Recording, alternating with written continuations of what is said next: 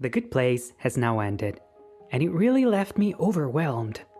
I cried, I laughed, I got depressed and rethought my existence. Yeah. But it definitely satisfied me. It's not just one of those series that keeps you entertained for those 20 minutes, that, by the way, always feel like 5 minutes, but teaches us so much about ourselves and what really is good and bad. Before I continue, stop watching this video if you haven't watched The Good Place, because there's going to be huge spoilers ahead. We're going to be talking literally about the end and what this all really means. The Good Place ends by returning on the same question of its premise: what happens after we die? The show started with the characters already dead and being accepted in the good place, but as we move forward, we're faced with a multitude of problems after realizing that they're actually in the bad place, and are faced with an outdated system that is supposed to fairly judge everyone based on their life on Earth. Eventually, the group essentially plays God, rewriting the rules of the afterlife in order to give humanity a more satisfying eternity. But despite the new system, they will arrive back at the prime original question: what happens after we die?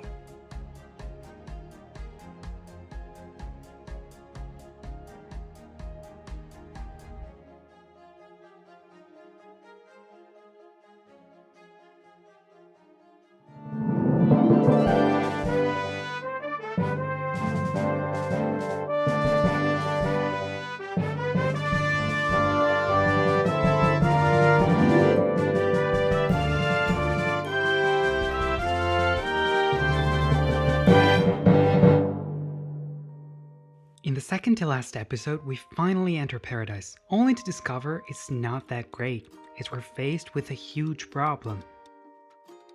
The fake good place of the first season tried to be something close to popular conception of heaven, having all you want forever. But in the real good place, we find out that heaven is based on the same principle too. The actual good place was not the Eden the Brainy Bunch thought it was. It was its own form of hell. A perfect world that turns everyone into an unfeeling happiness zombie.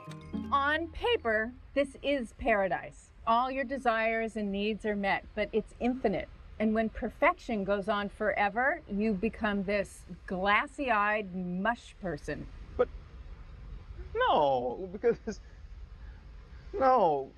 Patty, no! They realize that feeling good only means something if you can also feel bad. So, what's your favorite part about living here? I mean, it's perfect. We're all having orgasms literally all the time. I died a virgin, so that's real crazy. As Michael Schur, the creator of the show, says to Variety, it starts, as all things on this show do, with philosophy. A lot of the reading that we did and a lot of the discussions that we had over 4 years was about this inescapable truth that any version of eternity is bad. You cannot design an eternity that is satisfying, because when things go on forever, everything loses meaning. We talked about that a lot in the show, and in the second season, Michael had to have an existential crisis and confront the idea of death in order for him to have an understanding of what the hell they were talking about when they talked about moral decision making. Do you know what's really happening right now? You're learning what it's like to be human. All humans are aware of death. So we're all a little bit sad. All the time. That's just the deal.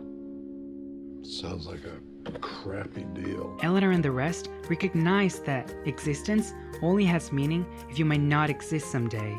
Michael echoed her words from season 1. You said that every human is a little bit sad all the time because you know you're going to die. But that knowledge is what gives life meaning.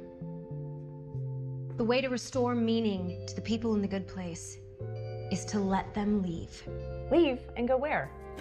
So, when we were talking about them actually reaching the good place for real, it was like, well, the way to throw the curveball is that even when you're in the actual paradise, if it goes on forever, everybody is miserable. The gang devised a way to give those unhappy souls meaning once again. They would set up a new kind of door that, Once walked through, it would end a person's time in the universe. The idea was modeled on the green doors the good place had that allowed people to walk through into any time and place. It doesn't seem like this is paradise for you. You've basically been on a never-ending vacation, and vacations are only special because they end. So we have an idea. We're going to set up a new kind of door, somewhere peaceful, so that when you feel happy and satisfied and complete and you want to leave the good place for good, you can just walk through it and your time in the universe will end. You don't have to go through it if you don't want to, but you can. And hopefully knowing that you don't have to be here forever will help you feel happier while you are. Before they came to the idea about creating a door, Michael looked through the committee's previous ideas to make Paradise more exciting long-term. Ideas for improving the good place. Oh, music you can eat. Oh boy.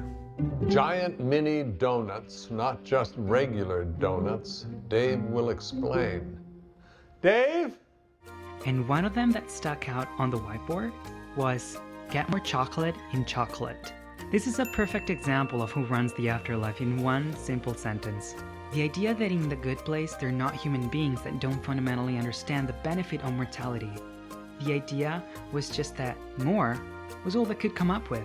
It seemed like the perfect bad idea. Maybe if we just made chocolate more chocolatey, that would somehow be satisfying.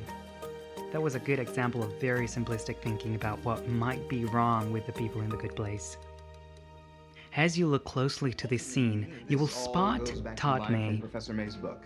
Mortality offers meaning to our lives, and morality helps navigate that meaning. Wait, what I think it says is that mortality offers meaning to the events of our lives. The philosophical advisor to the show.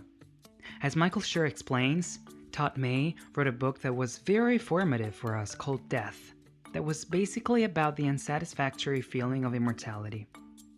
So from the beginning, we've really felt like there's no version of eternity that works. Todd says in his book that mortality gives meaning to our lives, and then morality helps us navigate our lives. An important character of the penultimate episode is Hypatia of Alexandria, which I found incredibly funny. It's an important character because she's probably the only philosopher capable of gaining access to the good place. As Schur explains, we knew going in that no one had gotten in 500 years.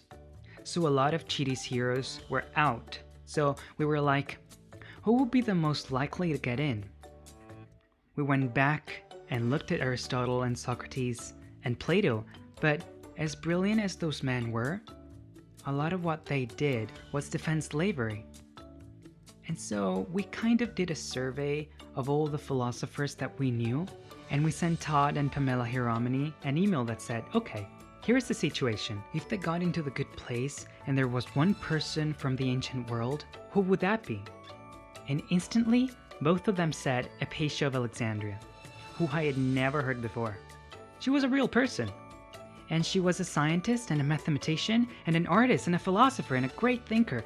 And then it became very funny because the way to do this was to play it as the way some people may feel when meeting Zendaya or Angelina Jolie. That's how Chidi is going to feel when meeting Hypatia of Alexandria. So it all kind of lined up perfectly. I'm a huge fan. I had a poster of you on my wall in high school. Well, actually, it was just a poster of Trinity from The Matrix, but that's how I imagined you would look because you're so cool. Oh, is she the reason you got beat up so much? She's one of them. But if there is more out there, it seems like it won't be a place where we drink Stardust milkshakes and race monkeys in go-karts. As Eleanor and Chidi sat together looking out on a beautiful world, she realized what paradise would really offer. We all hope someday, somewhere, to see those we've lost, to share another hug with them, and to tell old stories and laugh. As Hypatia pointed out to Chidi on the dance floor, he wasn't saved by some supernatural being, but by his friends. The good place didn't have an answer to death because no one does. The series might be sad in the afterlife, but it has always been about living a good and ethical life now, in our own difficult and painful world. For 4 seasons, they made it really clear. that you have no idea if you score points for doing good things, and even if you do, they might not matter. The only thing that matters is what you do here and now. In the penultimate episode, The Good Place reckoned with the fact that an afterlife might not exist. Something we can't always admit to ourselves. We might walk through that cosmic door someday and vanish. It's a scary idea. It's why every human is a little bit sad all the time. But as always, the show offered a hopeful idea about what could await us. It might be that only salvation we ever find is in one another. Though life and death are scary, we're not in this alone. What do we owe to each other? Everything. I'll say this to you, my friend, with all the love in my heart and all the wisdom of the universe. Take it sleazy.